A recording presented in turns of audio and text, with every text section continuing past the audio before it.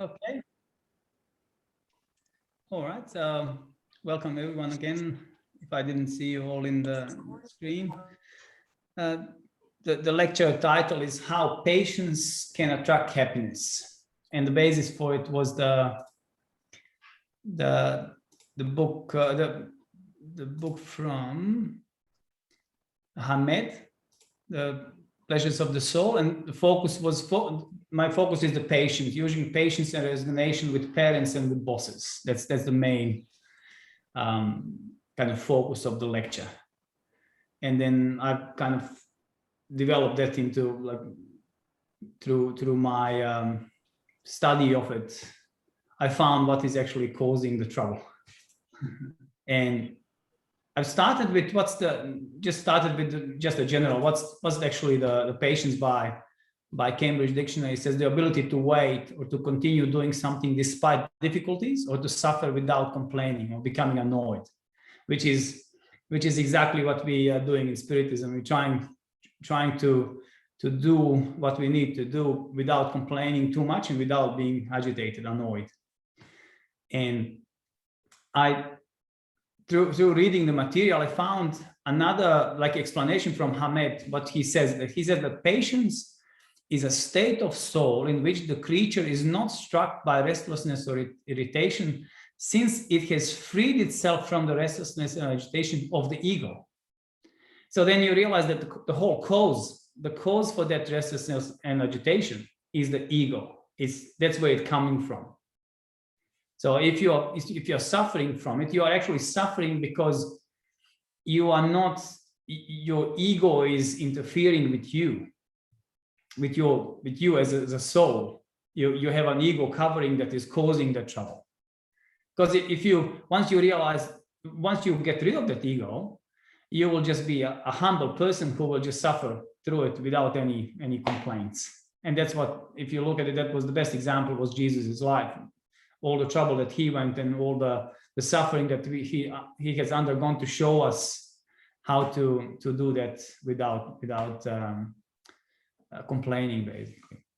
And of course, if you look at it, the main thing is the parents and bosses. That's the authority figure, isn't it? The parents and the bosses, that they are somebody who is there in our face, and we, wanting it or not, we have to follow what they are saying. Like maybe when we get a bit older, we don't with the parents, so we become more independent. But especially when we are kids with parents, we have to follow what they say. And with bosses, you want it or not, you have a choice. You can either listen and follow what they instruct you, or you can just leave and find somebody else to work for. As bosses, you can think about a wife as well. Yeah, yeah, that's absolutely. That's probably the worst bosses that you can have. I mean, not wife. It can be the other way around. Just your partner is usually the one. In a way, when you look at the authority, it's somebody that you have to obey, like it or not. Or what you just said about the partner is somebody that you have to work with, you want it or not. Like the only option is to say, I had enough, I want divorce. But it's quite often that would be happening because of your ego. Because you wouldn't be with that partner if you didn't love the person. But then you later discover that you are both developing the egos, because that's what life is. Life is kind of pumping up those egos. And if you are not carefully observing what is happening, you could end up at that game like, I had enough, and my ego can't stand it anymore. But you will not say it's my ego. I can't stand it anymore. Because we usually have that misconception. We don't understand it's actually ego, not us. And so that's the trouble. So in any way, however we look at it, obeying or working with somebody causes a lot of agitation, and it can't like I consider that I have a really good boss, but even with that, if I need him now and I can't reach him, it causes irritation. Like, what am I going to do now? Because I need his answer to proceed with something, and it can't go without him saying yes or no. And then I can't reach him, and then people expect from me to be done. It's kind of you no matter how well you have the relationship with your parents or with bosses, eventually sometimes it's gonna happen that you are not too happy. And if we look at the agitation cause, the cause of that agitation, maybe I should have written it different, is that in a way that cause is similar to them, like it can be predominantly positive or predominantly negative example, but it's never just one. So it's like one of those, those yin yang pictures that shows, just 1 second, I just have something on my screen. That says this meeting. Do you see that this meeting is being recorded on your screen when you look, or? Yes, it came. Sorry, I didn't realize that's happening. Give me a second, I'll move it off. So yeah, don't talk nonsense. Yeah, it's for eternity. No, I just for some reason I can't. Just give me a second to get rid of it. Sorry to stop you for a while. You just said something quite interesting, right? It's not me, it's my ego. Because I heard someone saying on a podcast that the story of your life is not your life, it's the story of your life, right? Okay. Yes, it is. You know what's interesting? That I actually have that I'm not sure if it's the same thing, but it's the guy that I was reading and that came to my mind is he talks about exactly the same thing. He talks about that we have our story that or our song, he calls it, but it's basically a story that we tell people. So what's interesting about this sign, if you look at it, it's if for people like that are giving us a bad example, they might be predominantly bad, but occasionally they will do a brilliant thing that will be just something really nice and good. Or somebody who is really good all the time, and we get used to it, even if he does the smallest bad thing, it will be exactly in a way, it will, when proportionately, when you compare these two things, it will be the same thing. For us, like if you are as a parent, you are a really nice parent, and you do one single thing badly, you said the wrong thing to your kid or somebody, that kid will remember that for their life. And if you're a really bad parent, like they will look for that ray of light that will occasionally come through, and they will grasp on it and say, he's not that bad. You know what I mean? I'm still hearing certain phrases from my daughters in an occasion that I didn't, but it was just a phrase, one thing, one gesture in the middle of many, but those, they were caught forever. Exactly. And the thing is, you can't, there's absolutely no way. I remember, I think even in one of the books I've read from Byron Katie, she said, no matter what you do, sooner or later you will trigger that's something that will be in their kids recorded as you've done something wrong. And that's exactly that this symbol. There is no way you can be perfect all the time. It's absolutely impossible. And then you realize that is where you can see our egos coming through those incarnations. Because then it might be an ego that's there from previous incarnation that you were touching upon. And maybe in previous incarnation, you must have been, maybe they were your parents, or the other way, or your boss, the boss that you have now, you were his boss. Now you just exchange the roles.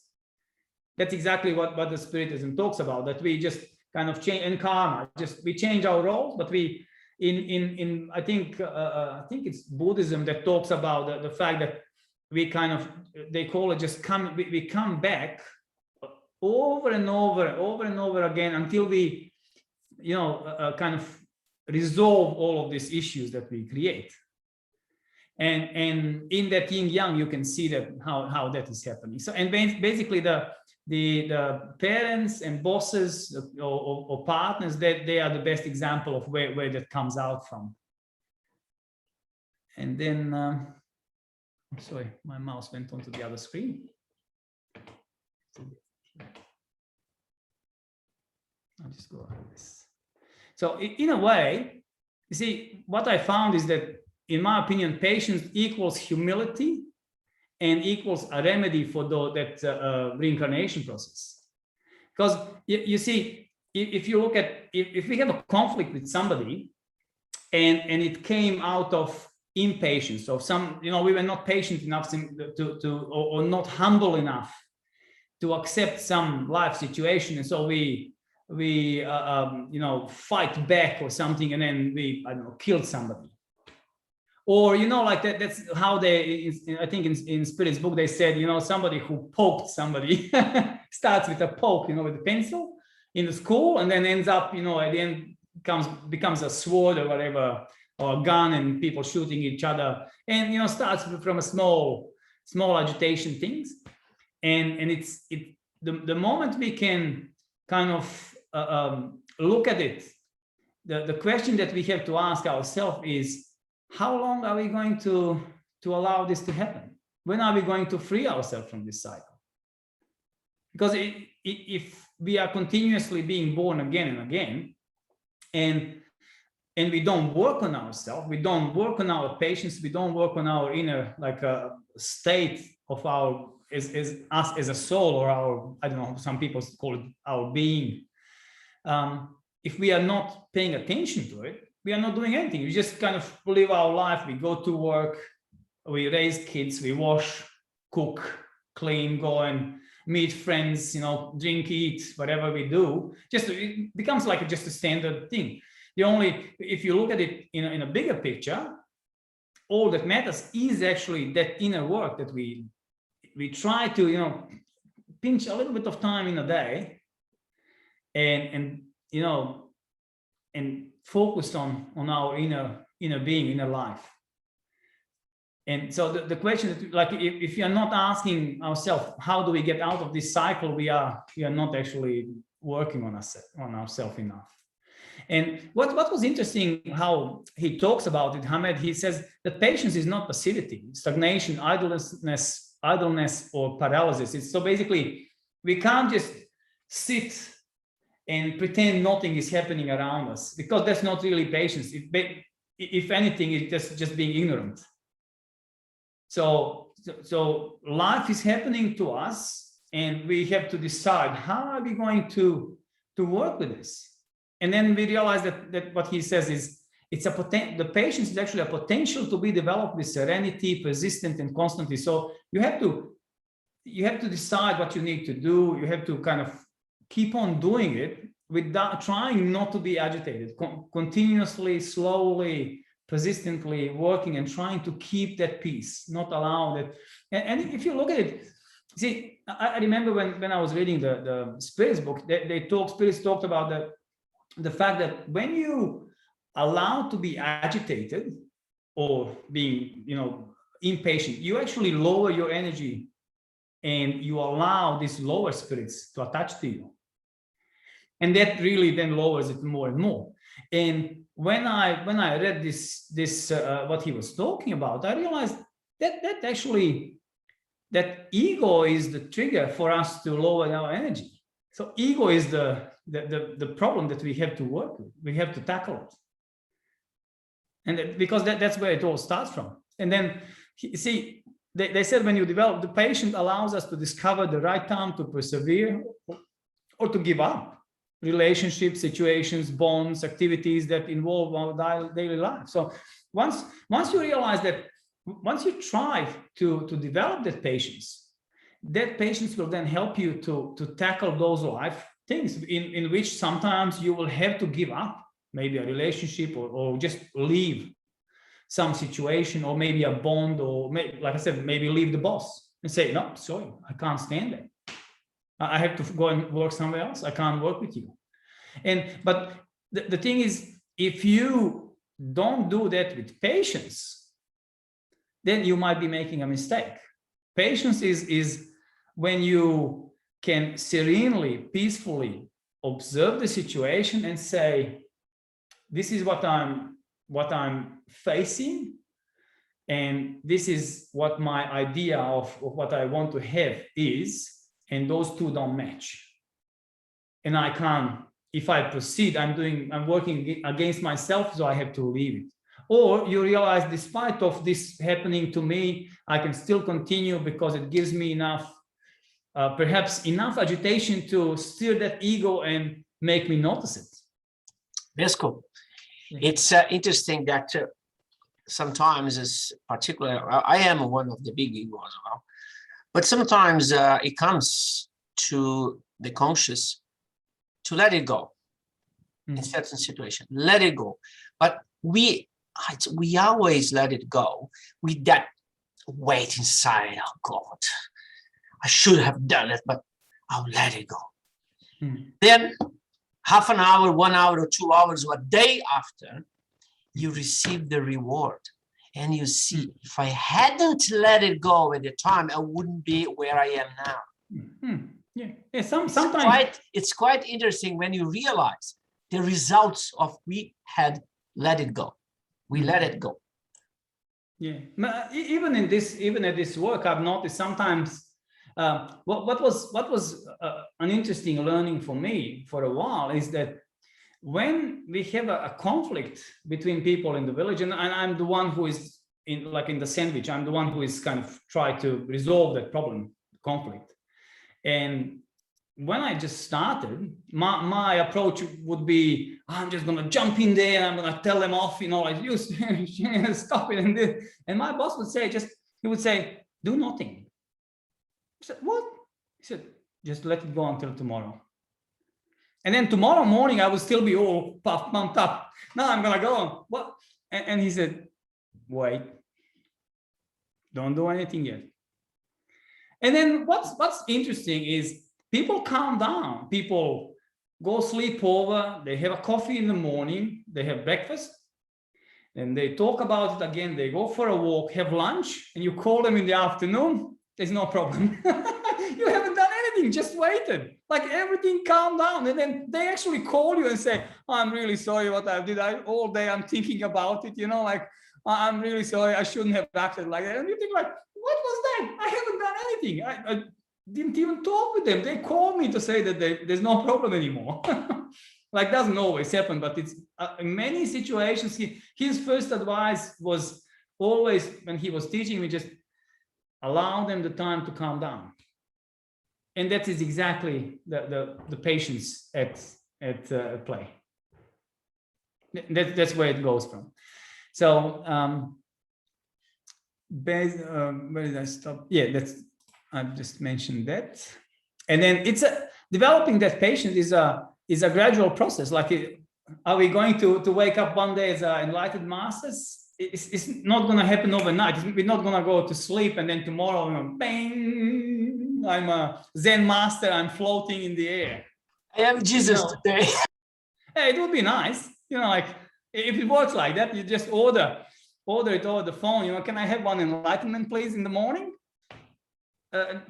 Unfortunately, it doesn't happen that way. It's one of those things that you notice you are acting out of ego, or you're acting in the wrong way, and then you think like, how you actually, it starts with noticing it. You notice it, and then you think, what can I do about it? And then it doesn't happen at once. It takes a while. You first notice it, then you notice it again, then you start being annoyed with it, and then you do something about it. So it kind of goes step by step. It's not just one thing happening. So you see, even Hamed says process of maturation and human growth is constant but gradual. So it's you have to continuously look at it, and you have to continuously look at yourself. How are you acting? How are you, your interaction with people? How are you behaving when people push you? You know what they say? Like, you find out who you are when somebody squeezes you. Are you a lemon, or you are something nice and sweet? So it's something that is happening continuously through you, and then the more you observe it, then you work. So, but it was interesting that he says that the superior spirits have the necessary patience to reveal certain teachings at the opportune occasion. So they wait for us to be ready. They will. So in a way, to go higher or to raise our vibration or to grow, we have to be a fertile soul. Fertile soil. Soil. I think that there was that I heard somewhere a parable, but you know, when they say that the masters, they look, when it's like an owner of a vineyard.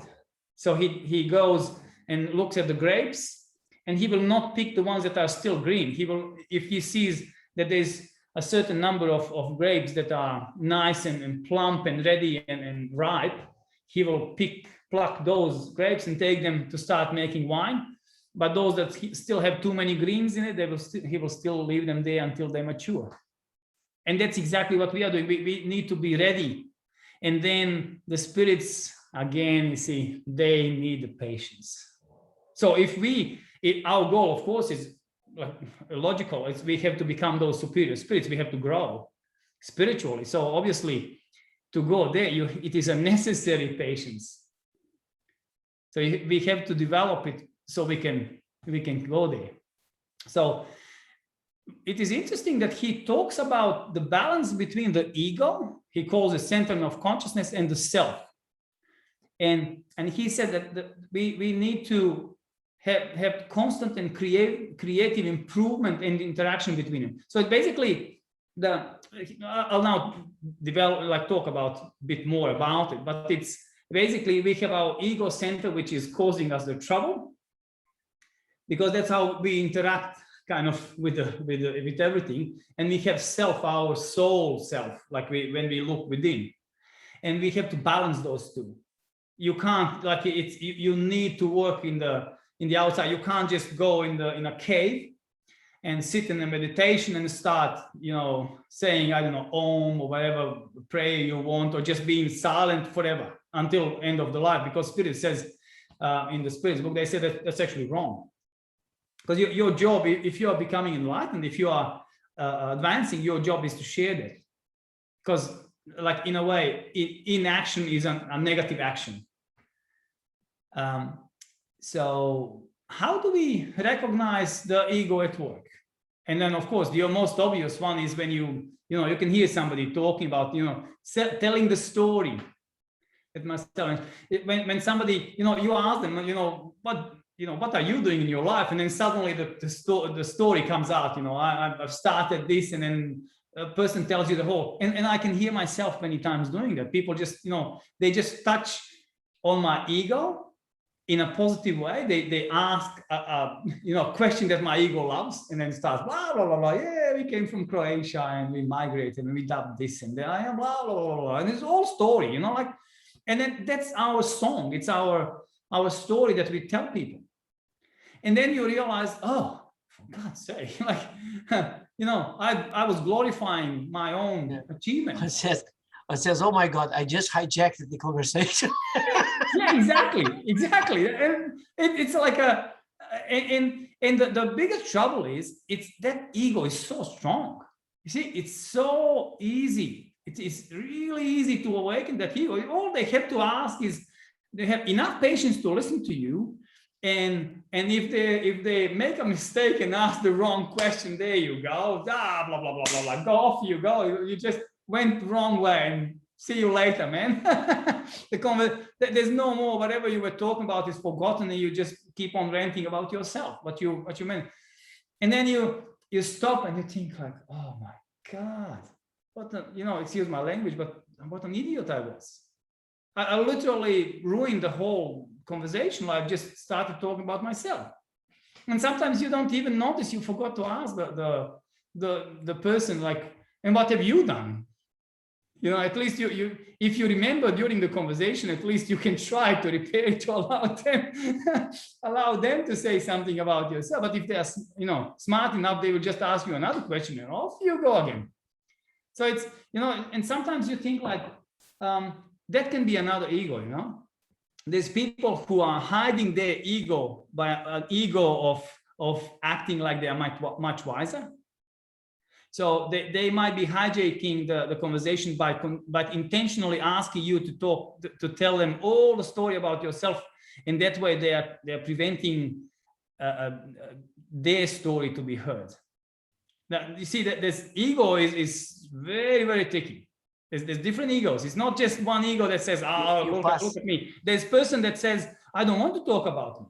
Yeah, you So pass we the get- ego bastard to someone else. Yeah, it's just an opposite of this. It's still the ego. It is the opposite ego. Is the ego? I don't want you to know anything about me because I don't feel good enough. So I've noticed we have family parts of our family. When we go to them, you can't extract a word out of them about what they're doing. So it's continuously like you come there and they will ask, oh, what are you doing? Where have you been? They will ask continuously, like it's going to be 5 of them asking different questions. They just want to find every single detail about your life. And you ask them, so what are you doing? Oh, nothing, just going to work. And where have you been? Yesterday, I saw you on Facebook. And then, like, oh, yeah, we've been there, blah, blah, blah. And then you ask them, so where have you been? Oh, no, we just go to work.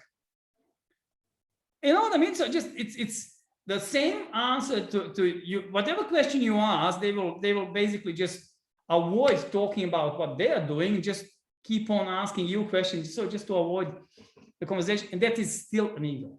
It's just a different agenda. So the interesting thing is that once you start paying attention to this, then you start feeling bad about it. But that's also a trick of your ego, steals your energy from it, because you can't stay there. You can't allow it to keep your energy down, because that's just stealing energy from you and downgrading your vibration to actually expose you to the negative spirits. So you can't allow that too. You have to be conscious. Okay, I've done a mistake, but it's not the first time and it's not the last time. I just have to figure out how to avoid it. So it's in a way, I think I've written somewhere in my slides, life becomes a gym. Like, you're going in the gym and you are exercising or lifting things. Then you realize, oh, I've just done a mistake. I've just pumped up my ego too much. I have to be, next time I'm going to be careful. I'm just going to take a less weight or whatever, however you want to, use the jargon. But it's, in a way, you start looking at everything around you, all these situations in life, with your parents, with bosses, with anybody around you, you start observing and realizing this is my opportunity. Look at this. Now I'm feeling really upset because they've said something wrong. Why? What is the real reason? Am I hurt? Or what is interesting is here it says that I think next slide will talk about, you see, secret ego we often ignore. So if you pay attention to the silent voice within our mind that continues fighting with our parents, kids, our boss, our partner, anyone, long after they have left to do something else. So you had a conversation with somebody. It might be somebody in the bus who didn't want to move when you needed to go out, or your boss told you something wrong, your parent, doesn't matter who it is. And then you find out, I find myself quite often in that situation, that I'm thinking like, I should have told them something. If only I told them such and such a thing. And I'm thinking about it for an hour. You know that parable about the monk, the Buddhist monk who lifted the lady over the creek when 2 of them were walking, and then a lady who had a silken sari or something in India, and the lady asked, can you lift me and carry me over? I'm going for a wedding. Can you lift me and carry me over the muddy creek so I don't dirty my sari? And then the older monk, he just lifted her and carried her over. And then they continued walking for 2 hours, continued to the monastery or something. And then just before they reached the monastery on the top of the hill, finally the younger monk couldn't stand it anymore. So he said, how could you do it? Well, we have sworn that we're not going to touch the ladies. We're not going to think about it. And how could you touch that lady? She was so beautiful. And he said, I carried her for, I don't know, half a minute, and you are carrying her for two hours in your mind. That's just a standard story, but it's such a beautiful point. That is a silent voice that we quite often don't even notice, and it's there. It's continuously there. It might be. And what is interesting is I remember reading about it in that. What is interesting about that voice is this, that in that inner world, we are always the righteous one. See, in that story, the young monk was the righteous one. No, I haven't touched her. You did. And then the other one, we suffer because they don't see us as the righteous one. So we have to say, how could you do it? Because I'm better than you. And then the other one is always the evil one, because we are the saints, and whoever has caused something to agitate our ego, to rub our ego the wrong way, same like they can rub it the right way and then get us to tell them the story. But if they rub it the wrong way, then in this inner world, we will continue talking and fighting, and we might be torturing them in our mind, putting them on the cross like Christ, and doing all sorts of nastiest thing that and nobody knows about it. Nobody can see it. You walk around and you might be doing gardening, and you are fighting with your wife. How could she do it? See, she was supposed to do this, and she didn't. Now I had to waste my time, and I have so little time. Now I have to do it. And then you're fighting with her, and she's not there. she's I don't know, whatever. She went to pick up the little one or whatever.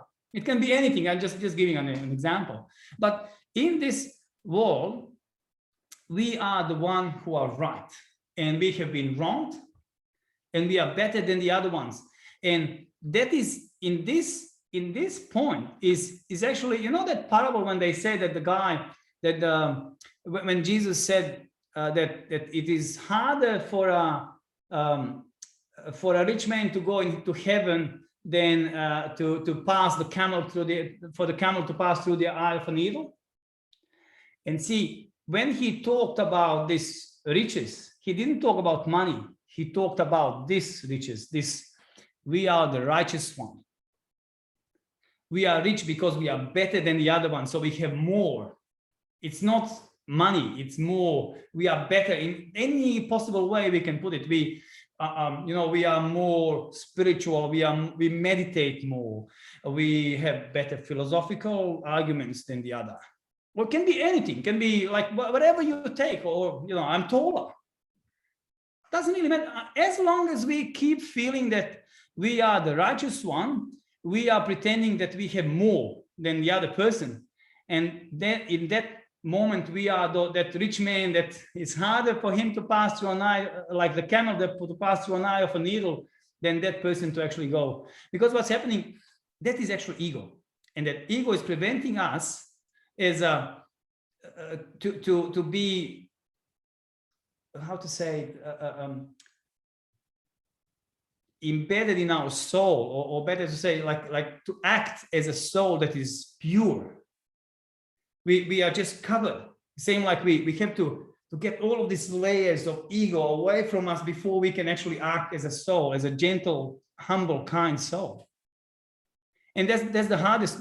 It's not in our inner voice. It's all about me.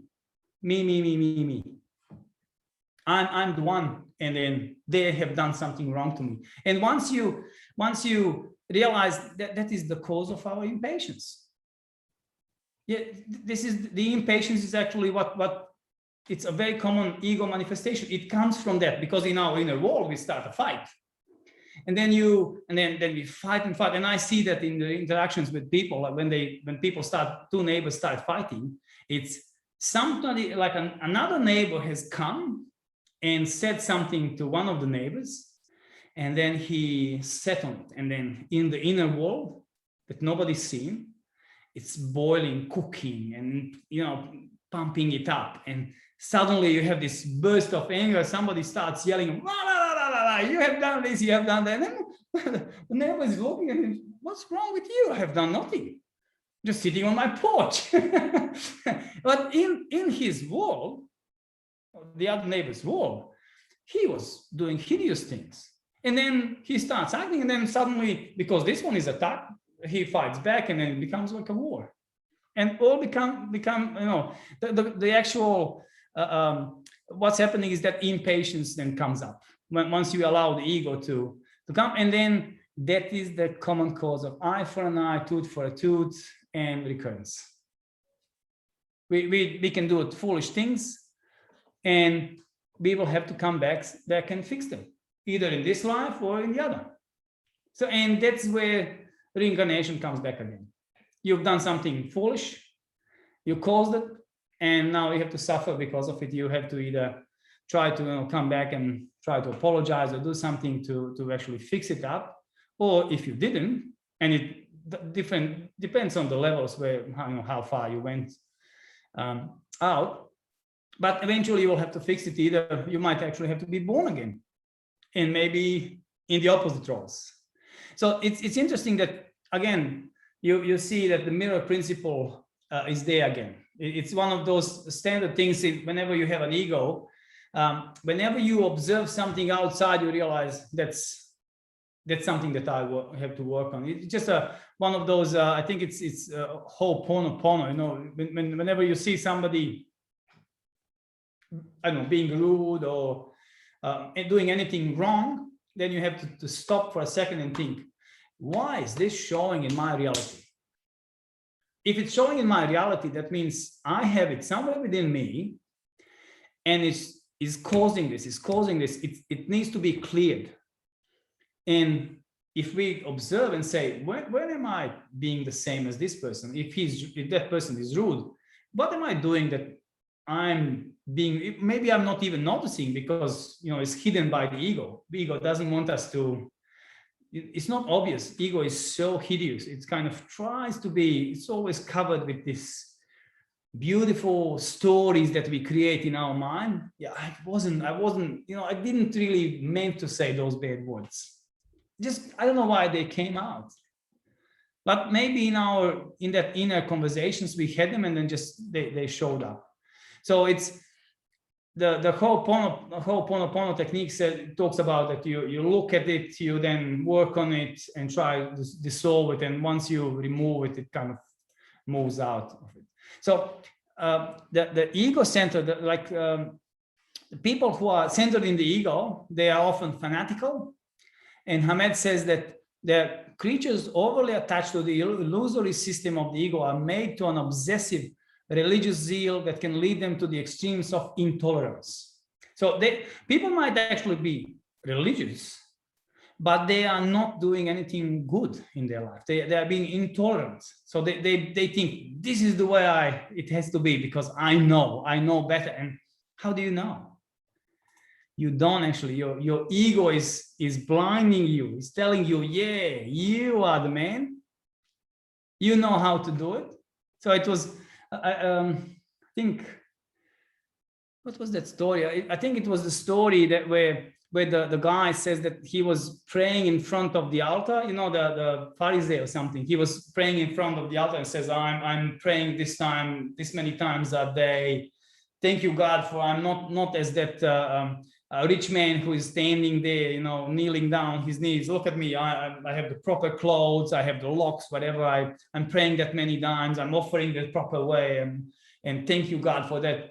And then the guy who was humble, he was just saying, he wasn't even looking at the altar. He says, God, please forgive me for I have sinned. I have done so because he's looking within. He's looking within and he's seeing, oh, I have so many egos that I have to work on.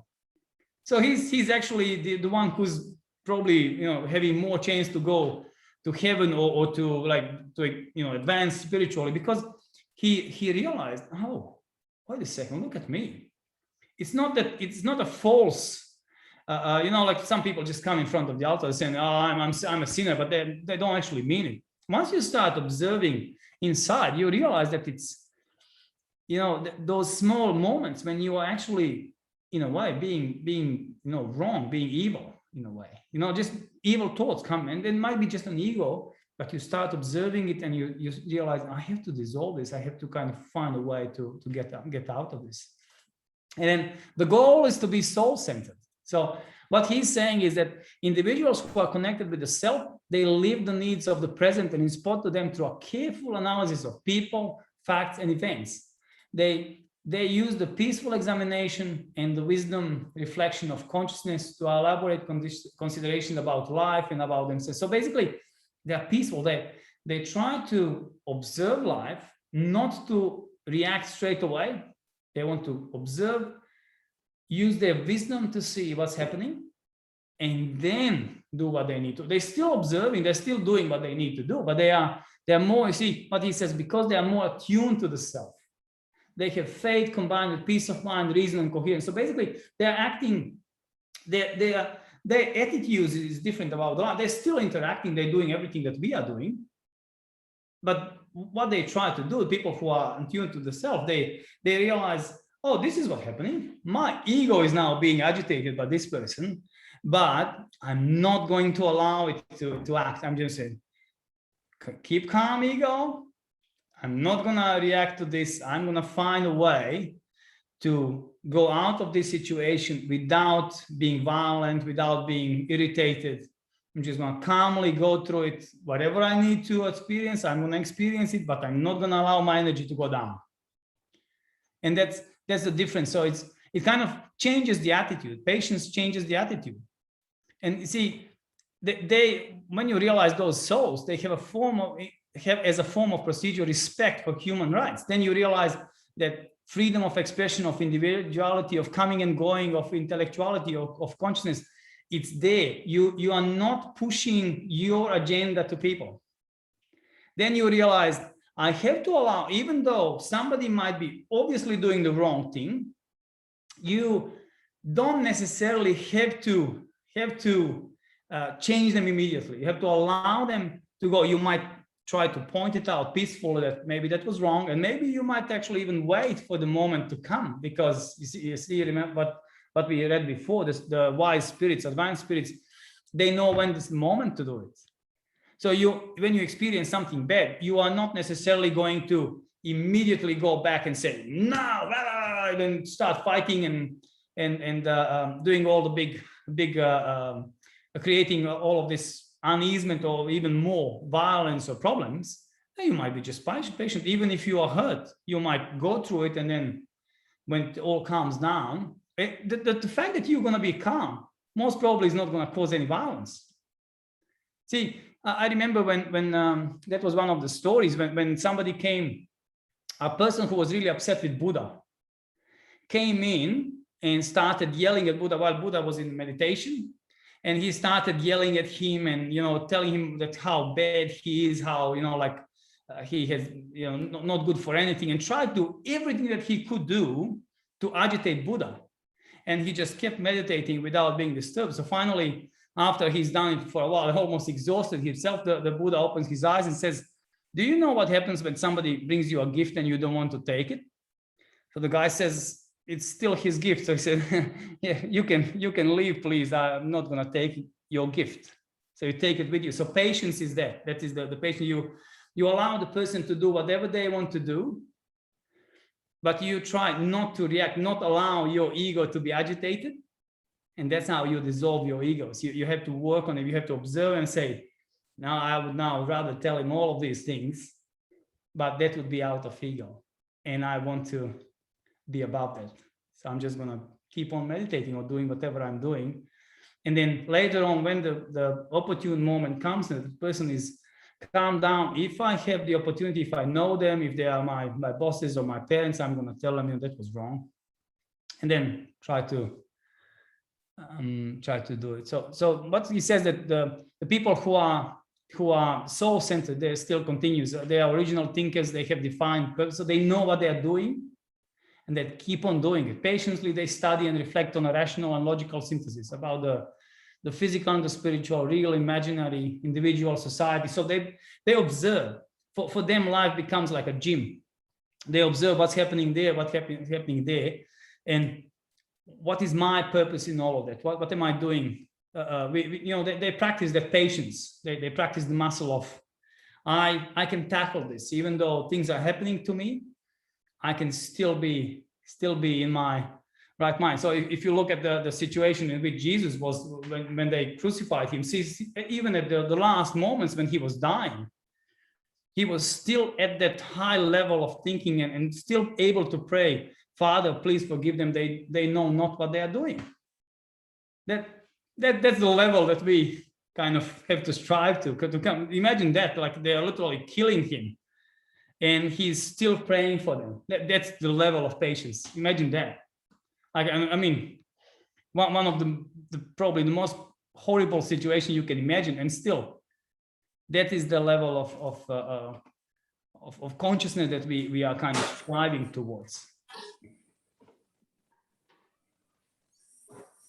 And where do we start with that? We start by being patient with ourselves. We notice that we observe what we are doing and what is happening within us while we are interacting in our life. And we start this. We start paying attention to our inner state.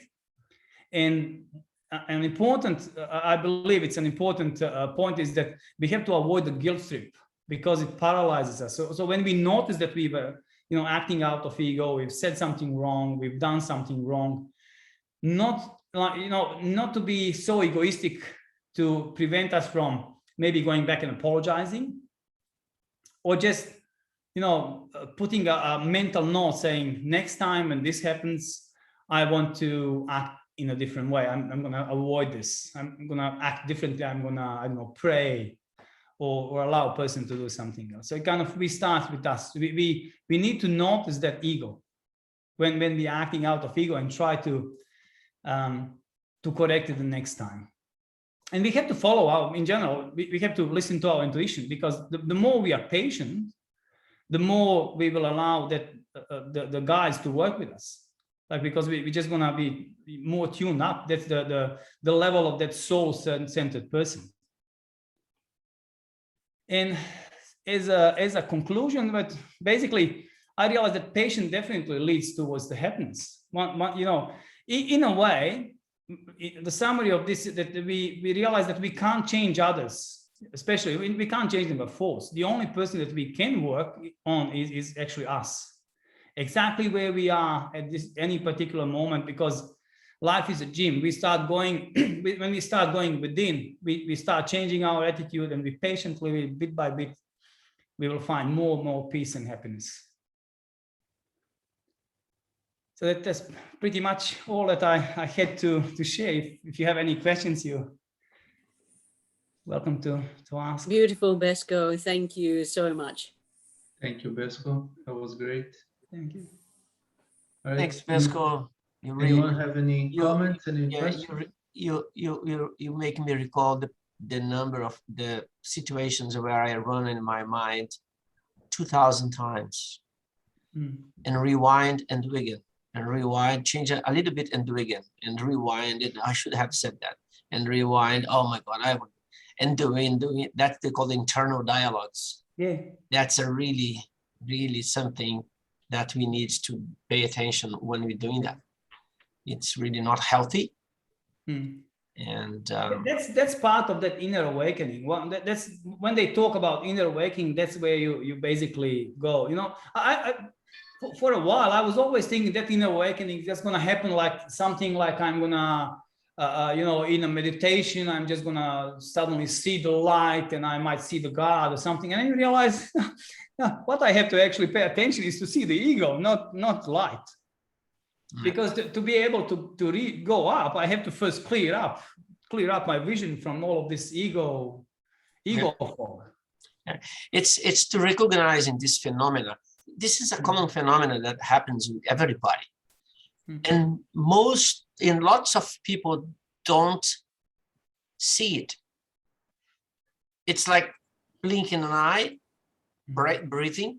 So it happens inside silently. The person, if you say to the person, yes, it happens, and they do it, but it doesn't think in a philosophical way why we're doing that, and why you should then observe and reflect about it.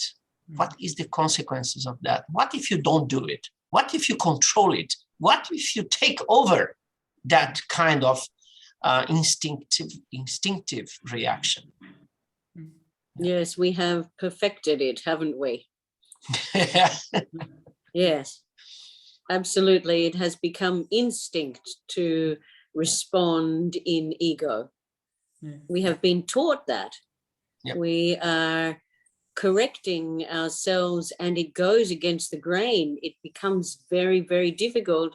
And so often we give up because it is easier to react rather than to breathe and to love the input that we are receiving at any given moment. Yes. Yeah.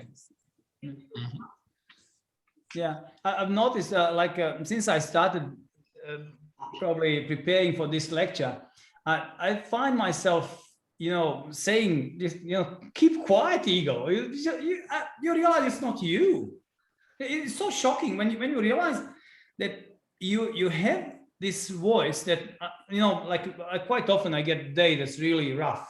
And then like what we were talking about, like you get agitated and you think like, I should have said this and I should have done it this way or that. And then you realize, it's like 8 o'clock in the evening, and all afternoon you were talking with your with that ego, and that ego was pumping you up.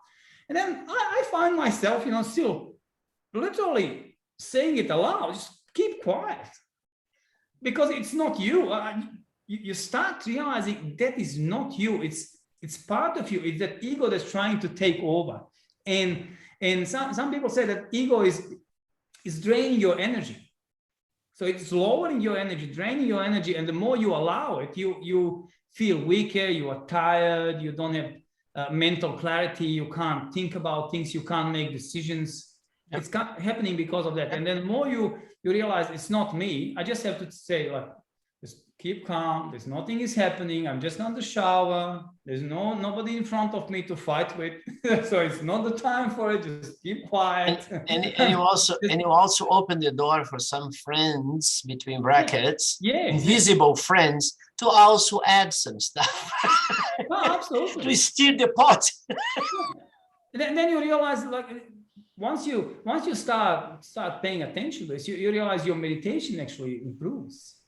Once you start like trying to silence this word, I mean, it's not necessarily that you have to say it. It just like it sometimes goes really nasty, and then you think like, come on, just shut up. You're just talking with yourself, and then you realize all you have to do is pay attention to it, and it goes away. Yep. Because it's just your inner, like an ego being agitated. Somebody told you something wrong, and then you think about. And the trickiest one is when they tell you something nice. Oh, that's so nice for an ego. I think all day, it's so nice. And you can start thinking rationally. Yeah, you can start thinking rationally, actually. Yeah. And then you start paying attention to it. All you realize, I don't need to think about it. It's not the time for it. Now is the time to play with Ellie. And you go and play with Ellie. And you run around the house like a little child, worryless. Yeah. Cool. All right. Anyone else? All right. So Besko, can you do our final prayer and prayer box, please?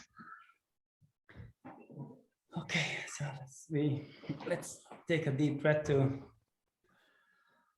relax from all of this ego agitation that was happening through this lecture.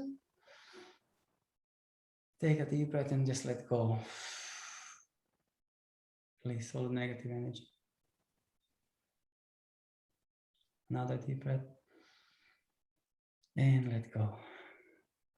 So we're gonna invoke to the Supreme Divine Being, to the Heavenly Father, Divine Mother, beloved friend God, to Jesus Christ, to all of our mentors, spiritual benefactors, to all the angels and archangels. And we're going to ask for help in healing, and be allowing us to be the instruments in the healing of all the people that we now have either written on our papers or have them in our mind as people who need help. I ask for special help for those 2 people who went away yesterday from our park.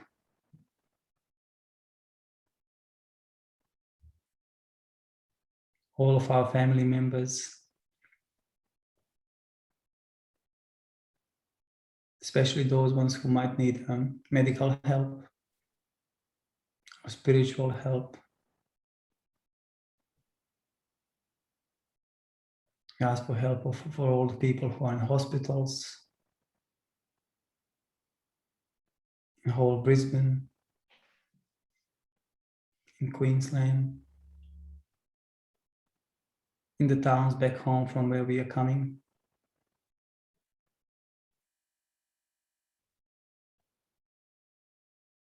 For all of our friends,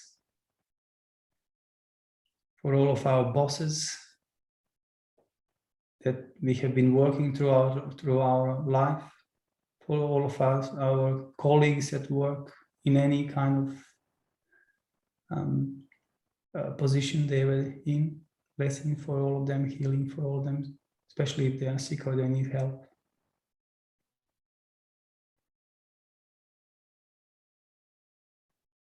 Blessings and guidance for all the politicians that are guiding the world at the moment. All the doctors that are performing healings of any kind.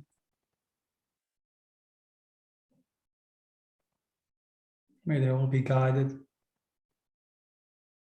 to do the right things, find the best ways to heal.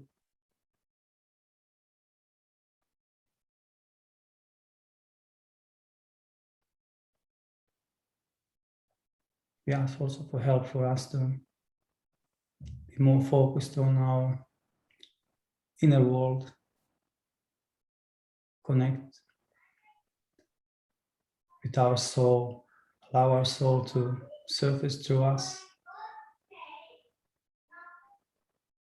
to be useful members of the society and share the light with people around us, in our family, at work, in our friend circles, or any circles that we are involved with.